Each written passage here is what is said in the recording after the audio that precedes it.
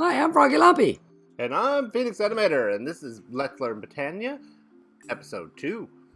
And I wanted to just clarify, we went ahead and made some living wood and some living rock. But I used oak wood, which is a natural thing. But I might not always have oak wood. And it used to be you couldn't use other wood. You had to use just Minecraft basics. Well, now you can use other woods.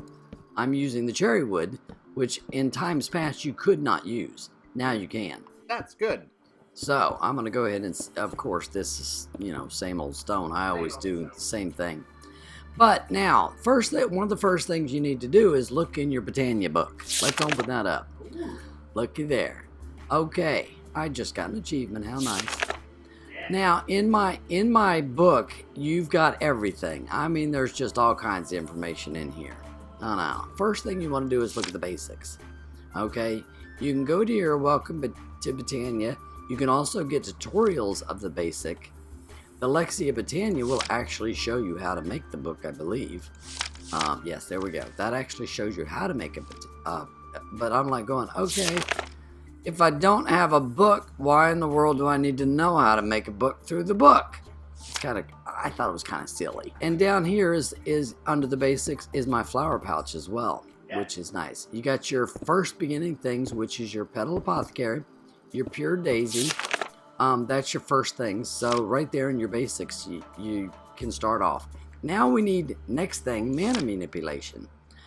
And to manipulate mana, you're going to need a mana pool, and you're going to need a mana spreader. However, you'll also need a daybloom. But let's look at the mana pool.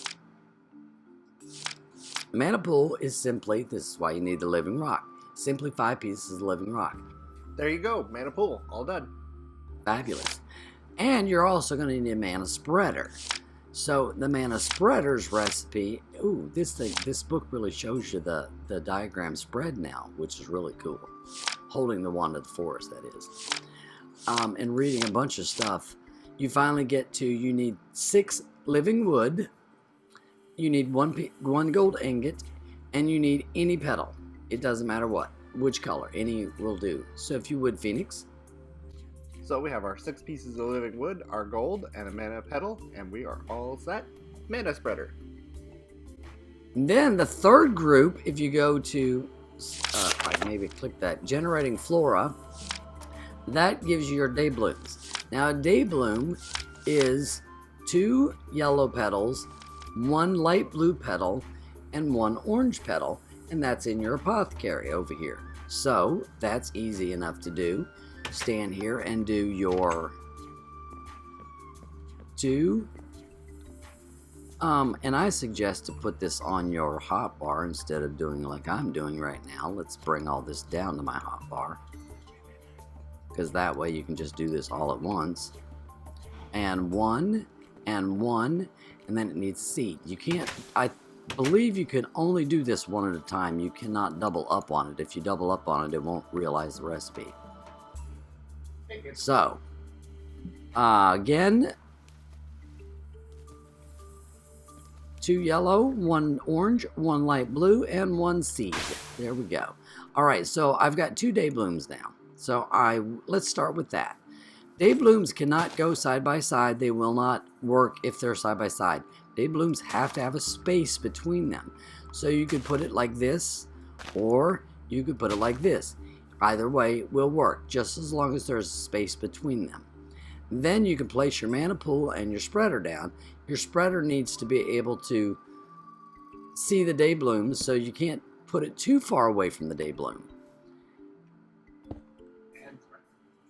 And the next thing you need to do, and I forget where to find it, basics and mechanics, that's where it is. The wand of the forest. The wand of the forest is going to show you what's going on, what's up, and you can read all of that.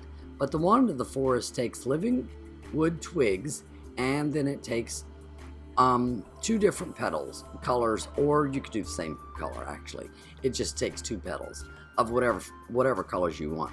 So to make the living wood twigs, you simply take living wood and stack it 2. So now you need 3 twigs. So as I said, you know, making that double stuff you can't do. Well, this you can do. So now I need 3 twigs. 2 there. 2, so I can make each one of us.